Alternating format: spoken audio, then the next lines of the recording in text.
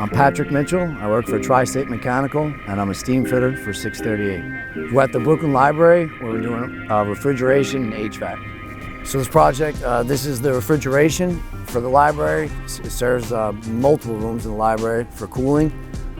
Goes through distribution blocks and comes up to the roof here, and in this casing to the dikings. So we're using the RD on this job because the old jobs, we would just have the line sets be sitting open, exposed to the atmosphere and to people and other construction. So they would walk over them, sit on them, and the line sets would get destroyed.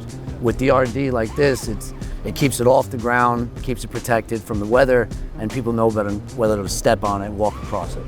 Installing the product was good. We used the manual, which with all the pictures and everything, it was pretty easy to figure out and decipher and put together.